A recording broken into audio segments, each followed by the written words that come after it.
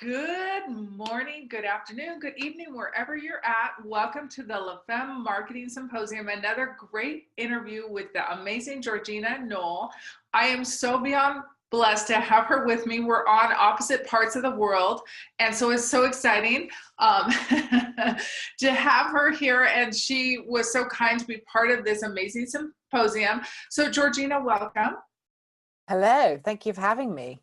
And I love her accent, even though she probably thinks I'm the one that has an accent. She's got gorgeous voice. I'm like, okay, just speak again, please. I'll speak all you want, my dear. It makes me feel good. Anyways, no, I'm a little crazy. So I'm warning Georgina ahead of time. I can be a little fun, like a little crazy on the edge, but it's fun. That's what makes life right. Like we're living, like this is all about like living your life, right? So Georgina she has this amazing interview topic we're going to talk about today, and I think it's super important. It's called how to stop self-sabotage, and there's some really cool, juicy, divine material she's going to be sharing with us today. And I know it's so interesting we're having this conversation, and I'm telling you, Georgina, before we dive in, that every single interview that I've had, it's been on a specific time, specific date, totally just random, how it's been something that I needed that day. And we have so much going on with the launch of the LFM Empire and the LFM Marketing Symposium, and like all these little self-sabotaging things can come in your head. And I had a little self-sabotaging thought this morning when I was getting ready to do this amazing interview, and I'm like, wow, where's that coming from? Then I'm like, yay, I got to get to talk about it today with an expert. So there we go. Okay, so enough of me talking. Georgina, tell us all about you. I want to know your story, how you came about doing what you do, and all that juicy stuff. Whew, how long have you got? Right. I've got got plenty of time. So it's been a long road. I've not as long as some, but in terms of my journey from just being what I would term like a muggle, just working like a 9 to 5 and just kind of like plodding along, and I always felt like there was something more.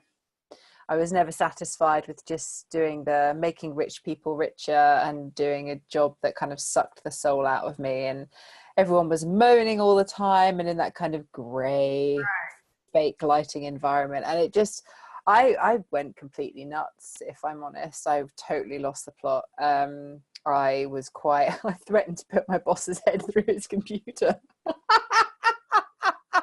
because I really I totally just lost it. And I guess I had like a mini nervous breakdown, if I'm looking back, and we had to give it a label. And I was so young at the time. I was only like late teens at the time. And I already knew that this just wasn't for me. And I'm now 34. Yeah. Just checking. I forget how old I am all the time. So that's been a long time that I've always known that there was something not quite right with the way that the system was working. So when I eventually ended up working at an arts centre, that was amazing. I was around all creative people, and I felt like, oh yeah, these could be my people. This could be my niche. And then again, soon I just started to feel that kind of, I'm giving everything to this job and I'm not getting what I deserve in return. I felt underappreciated, felt like I was constantly chasing my tail with all these amazing ideas, but nowhere to go with them. And there was never any funding because it was a charity. And so in the end, the straw that broke the camel's back was actually when a friend of mine committed suicide, and my whole life just went kaboom. And my brain turned to fudge and everything was a big mess. And from that mess, I managed to create my new life. So I actually wrote a letter of thanks in my journal the other day to my friend. His name was Francis. I used to call him Fran. And I actually wrote a letter to him thanking him the other day, which is very emotional. But it was to thank him for everything that he has taught me and everything that he has helped me become. Because without him breaking in the way that he did and taking his own life, I would never have found, or I may not have found, my true purpose in this life, which I believe it's just a small thing. I don't have big goals. it's just to end suffering is basically what I want to do. You know what? I think that's amazing. And I think it's a big impact, and that's huge. And I love that, because that's all what I'm all about, is making big impact in the world. And sometimes it's one person at a time, or 1 minute at a time. That's it. And I think that it might seem a little peculiar that I've gone into working with entrepreneurs, but I genuinely believe that entrepreneurs are the future. I think that we are creating the paradigm shift that is going to end up in the world becoming a more liberated and accepting place. There's so many people who are in pain and suffering, working in jobs and in environments that just don't serve them at all. Yeah. And it's soul destroying. When I hear someone saying to me that they're working a 9-to-5 job and they've got all these creative ideas, but they've been so ground down by all the limiting bullshit that they hear every single day, their own negative self-talk sounds like all the people in the office around them, and they just become like a drone, and they get sucked in, and they have this level of discontent, and they just don't know how to break out. So that's kind of where I come in. You know, and I 100% agree with you, because I know that. I mean, it's everywhere. I don't even know what percentage of the world, or at least the Western world, because I haven't traveled, extensively in like the Asian world, but at least the Western world, Western society, I mean, that's what it really is all about when you work in 9-to-5, a job. And there's so much more that we could dig into this, but one of my questions is, when spirituality is what you really focus on, did you feel like that was your journey at that place when your friend committed suicide? Or do you feel like, how did that align with working with entrepreneurs? Like, when did you make that conscious choice to start working with entrepreneurs, and why that versus just even people with a job? Because people with a job, I think in some ways may need more help than entrepreneurs, right? Mm-hmm. So I tend to work with either fully fledged entrepreneurs or people who are making the transition from 9-to-5 into becoming entrepreneurs. The reason that the lovely Fran was a catalyst was because he just made me kind of reevaluate, and because it broke me, I had to put myself back together. But this time I had a chance to put myself back together in a way that I wanted to be put back together, and not just something that I was created. So I decided to learn lots of different techniques. I wanted to become a counselor. I learned how to use EFT tapping, matrix reimprinting, neuro-linguistic programming, all that good stuff. So I have all these certificates. But really, the thing that led me to working with entrepreneurs was that I kind of did so much self-development work that I got to a point where there was only so much I could do for people who were like in the trenches with depression, and, people who were so heavily like vibrating at such a low and heavy frequency that I'd kind of done so much work that I almost couldn't help those people anymore. And I found it really frustrating. Like, I used to be so good at helping people with depression, and suddenly I wasn't anymore. And I realized that the people that I was attracting, since my vibration was raising, I was starting to attract people who were just really interested in how I did my social media and stuff like that. And I'm thinking, why doesn't anyone want me to help them fix their life? Why does everyone just want to know how to use bloody Facebook? So I became an EFT trainer. So I'm actually an advanced practitioner and EFT trainer. I teach people how to do the crazy tapping stuff. If you've I think ever that's so cool. I don't know how to do that. I think that's very exciting. So, you have, I'm sure, lots of tools in your toolbox. Can you share with us some of those tools, like maybe your top 3 if we have time, and how we can use those tools to get rid of our limiting beliefs? Because I think that's really what holds us back, or at least that's the term you hear thrown around in the entrepreneurial world. Right. So the great thing about working with heart-led and spiritual entrepreneurs is that they tend to know the terminology like limiting beliefs and upper limit. So if you've ever read the book The Big Leap by Gay Hendricks, you'll know what upper limits are. And if you haven't, I highly recommend it. Read it now. Get on Amazon. But the 3 things that I use the most are EFT, which is the tapping. Right. Matrix reimprint. How does it work? Oh my goodness, this is like a whole other interview. Okay, I'll ask that question later. Go on, finish telling me your other 2, and then because I'll totally go off on one otherwise. So we'll have to come back to that, because otherwise we could be here all day.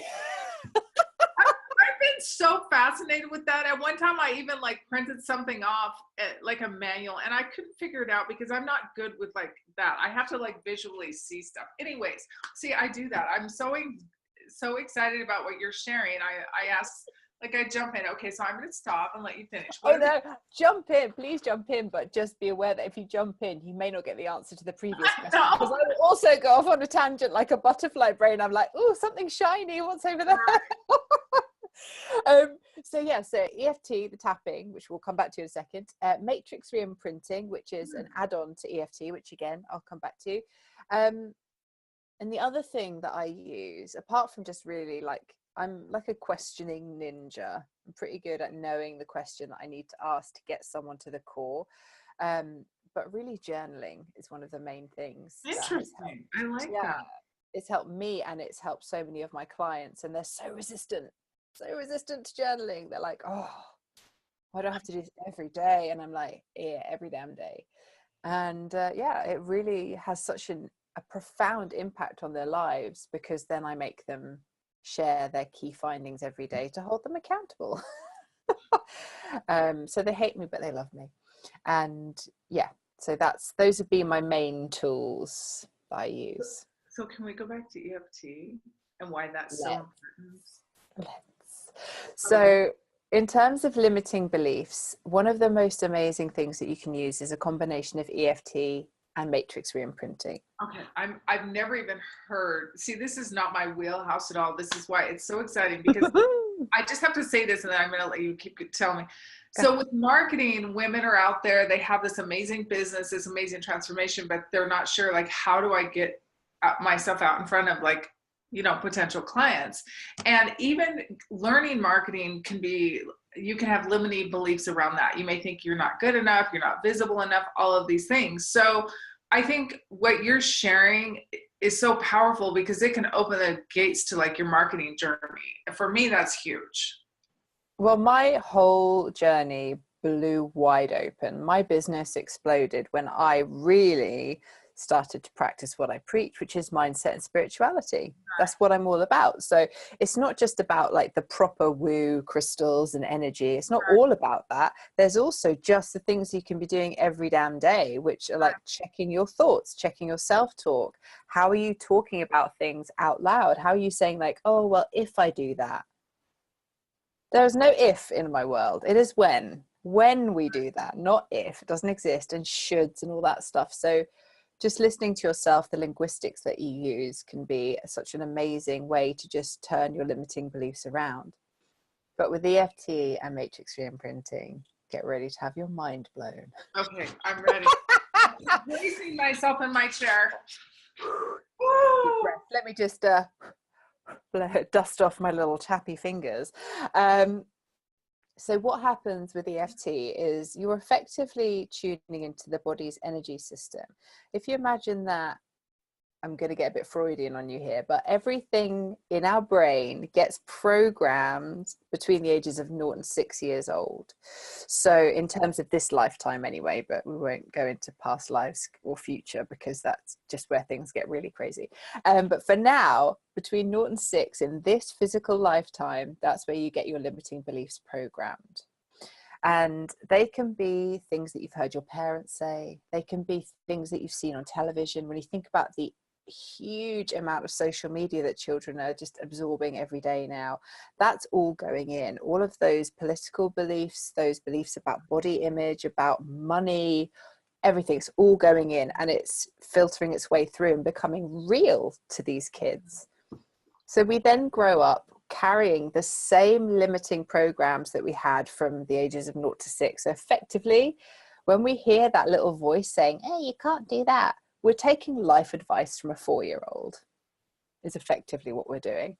So the way that EFT works is, if you imagine that when you become traumatized, or you learn something that you might not be very helpful to you anymore, what's happened is effectively it's like the body's energetic system has been disturbed, and you store it in your body, and it feels very, very real to you. It feels so real that it's like, I can't possibly do this because I'm afraid. And it's like you're going to get attacked by that saber-toothed tiger, But of course, we don't really have any natural predators anymore. So our fears are all imaginary, or at least a lot of them are imaginary. So for example, when you talk about marketing, if someone is afraid that they're not visible enough, some of the things that people come to me with are, I don't know how to get more visible. And then when I tell them the what and the how, they go, oh no, but then what if people see me? So that's kind of the idea. And so that's where the limiting belief stuff comes in. And you get, this is where self-sabotage happens. So it's like your conscious mind is saying, I want to be more visible because I want to make more sales and have a bigger impact. And your subconscious is going, if people see me, then they might judge me and they might realize that I'm no good at what I do and that I'm a fraud and all that crazy stuff that happens in the background, that self-talk. So the conscious mind is desperately pulling in the direction we want to go. And the subconscious is like, ain't going anywhere.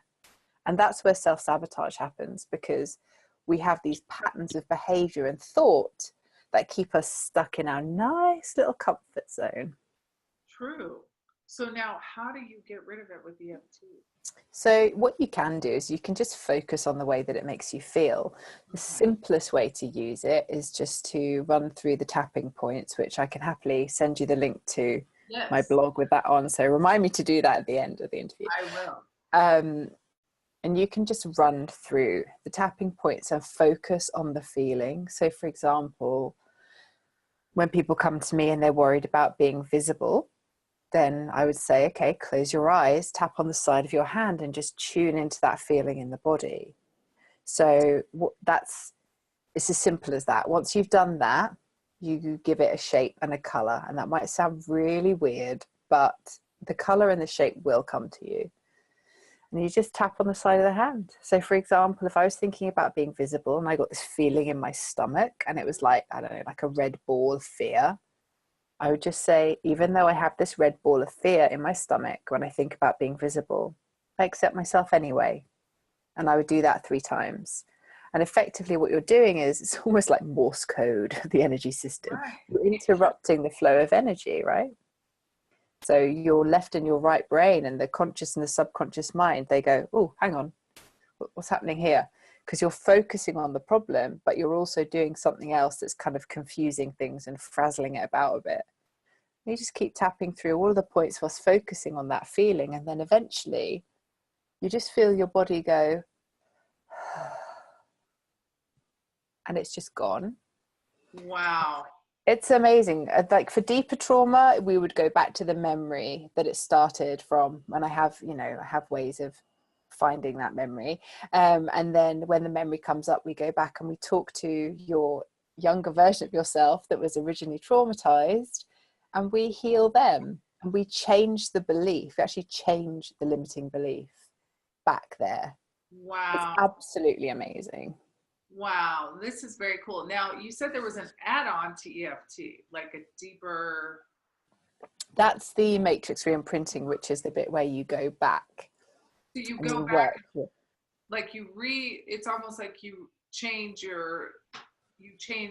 how you perceive things back then, or is that basically the gist of it?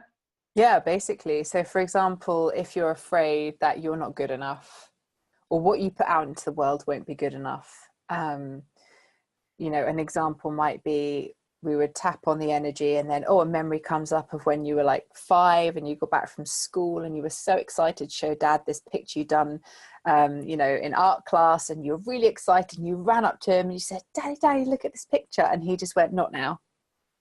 And in that moment, you might have made a decision. What I put out into the world isn't good enough.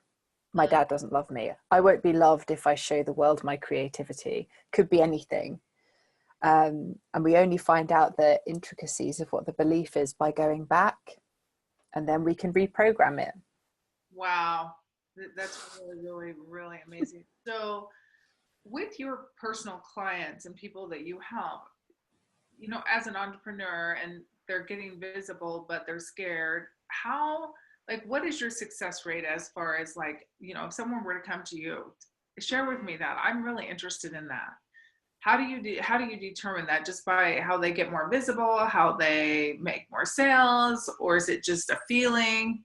like tangible. I mean, because and I know that a lot of people already know this stuff. So for them, that's probably not even a question they care about. But there's people like me that are watching this symposium that haven't really explored EFT. They haven't explored a lot of limiting beliefs. I've explored limiting beliefs, but not like EFT and the techniques. So for me, it's new. So I want to understand like tangibly, because I'm more of a, I really delved into the I call it the woo-woo world for lack of a better world. Don't worry, so do I.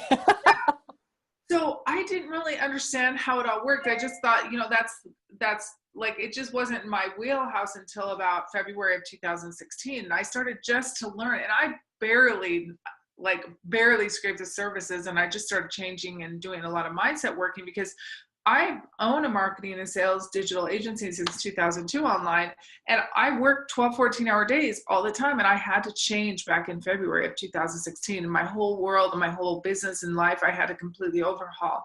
It was just getting to be way too much. And that's when I really dived into this whole concept of woo-woo, that and just understanding. But I don't even understand all of this stuff. I'm just barely learning, right? So I know there's other women out there that are the same way, right? So how do you tangibly, for women like me, that is everything is a metric, does that make sense? Like, how would you share your services that way? Like, how would I know that it's going to work for me or not work for me? And that's probably a silly question, but it's still a valid question for some people out there. Well, for a start, it's about the messaging that I put out Right. in the world. So it's about really, as you know, all this stuff, right? So it's really about, for me, it's about understanding that lovely women like you, I want to work with you guys. I want to help you understand how you can take yourself from feeling so freaking stressed. In fact, I wrote a post on Facebook about this today, about how you can be so stressed and you don't realize you're stressed because it's just your constant state of being. Right. So right. I want to help women like you who don't yet have the woo-woo fully in their life, and I want to help you integrate it, because I kind of act like a bridge between the two worlds. I feel like I fit in both, and therefore I fit in neither. I'm just like this little anomaly that floats around. I like that.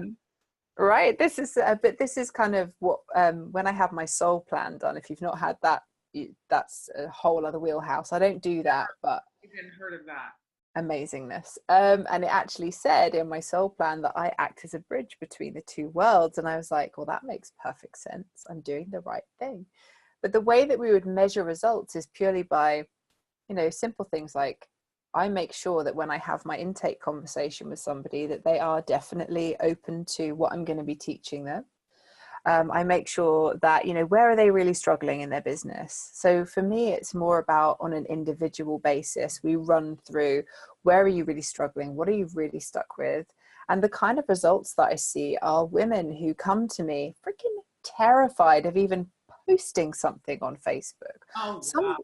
Some people come to me and they genuinely don't understand why they're not getting clients. And I'm like, well, what are you doing every day to get yourself out there? And they just say, oh, well, I'm not really doing anything. One lady was handing out leaflets at her local fruit and veg market. And I'm like, no, you're such a powerful healer. Why are you handing things out at a market?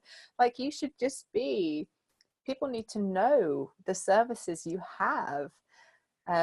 So that's really how I measure it, is just taking a marker when they first meet me and then gauging it. But we now, all of these women who have worked with me thus far are now regularly doing Facebook Live. They're sending out newsletters. They're enjoying getting themselves out there. They're running workshops. One of them's just written a book, like all of this amazing stuff that they came to me and they were so afraid. And it's just the combination, I like to call it, of kick-ass and kindness that my coaching offers.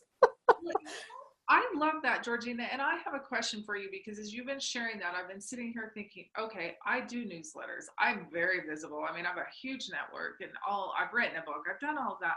But one of the things I was thinking about is, wow, working with someone like you could really help someone like me, in the sense that I am very visible, but just making sure that my messaging is on point, because I have learned over the past year and a half, and I had no clue. I promise you, like, I literally did not get this. This is how, like, fairly new it is for me. that my energy, whenever I'm putting messages out there, like on social media, the energy I'm putting into that, like whatever my state of mind is, and this is probably very beginner for someone like you, but for me it was huge. My state of mind, my energy that I'm at the moment is transcending in that message, and it's going out, right? So if you're writing a message in fear, you're transcending fear, you'll get fearful clients. If you're love, you'll get lovely clients. Does that make sense? Oh, so much sense. It's So law of attraction 101. That is like absolutely, absolutely perfect. You're 100% right. so I'm like, with someone like you, that you can help women like me too, that even though we are visible, to make sure that the messaging we're putting out there is in the right vibe, for lack of a better word. But also how to get yourself into the right vibe. Right. Yeah. So like if you don't have methods of raising your vibration to a space that you want to be attracting that kind of client, if you don't know how to get there, then when you have a bad day, how are you meant to write content? Do you just take a day off and go, oh well, I won't put anything out into the world today? Or do you like suck it up and go, right, what tools have I got in my toolkit to make sure that I can raise my vibration and take back ownership of my mindset? I love that. That is amazing right there. See, that is the key. This is why I had you on this interview, because Ta-da! you're so amazing. So what other things could you tell women at any stage, what is something they could do along that vein if they're having a bad day? Because we all have bad days. I mean, we need to be authentic and real. We all have bad days, no matter what level we're at in our business, right? Like I just looked at it, I'm like, oh my gosh, I have flabby arms. I need to exercise, right?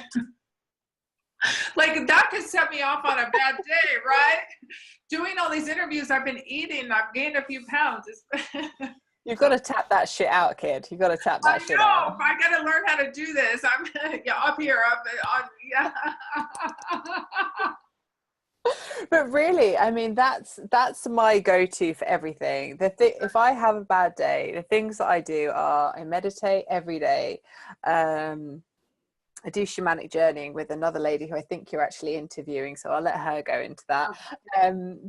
Yeah, so I actually am part of her circle, and I do shamanic journeying every day, and that's totally cracked open my intuition. And you know how decisions, sometimes when you're in that like stress space, decisions, it's like, as an entrepreneur, you have so many decisions to make on a daily basis. Just like it feels like every time you take a breath in, you've got a new decision to make about something, and it's all on your shoulders, and it's your baby, this business.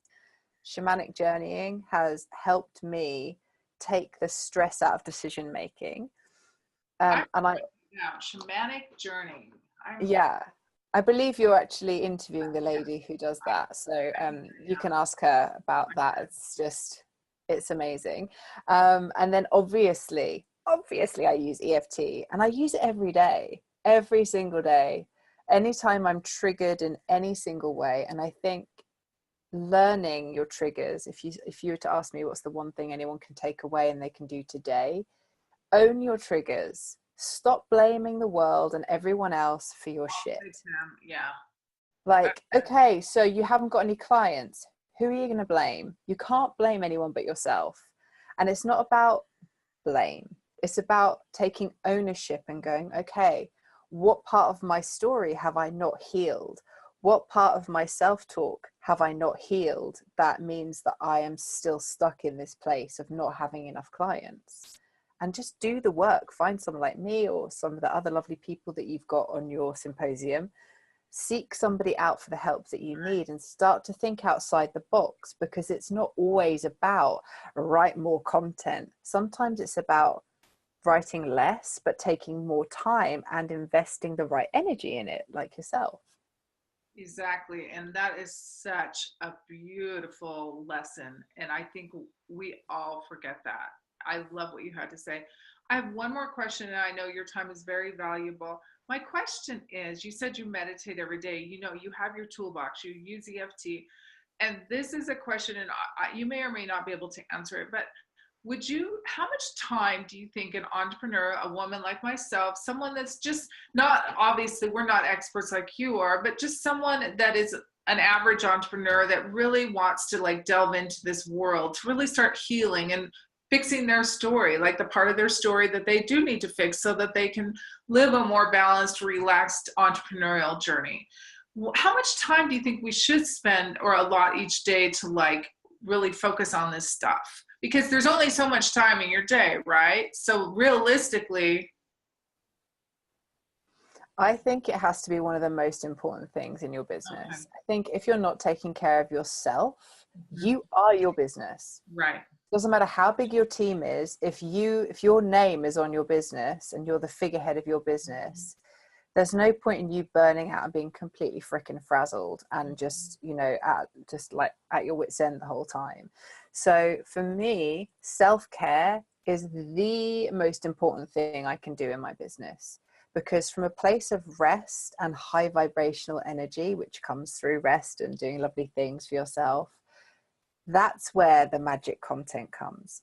Journal every day, and I guarantee you will have kick-ass content every damn day, because that journal is gonna just do a brain dump of all the crap that's in your head. Just go, and that journal is not going to judge you, my friend. And that is the best thing. My journal is my best buddy. It knows things that no one else knows about me, and it won't tell anyone. That's the best thing. And it doesn't judge me. It just goes, okay, whatever. So I was half an hour or hour or how? As long as it takes. Okay.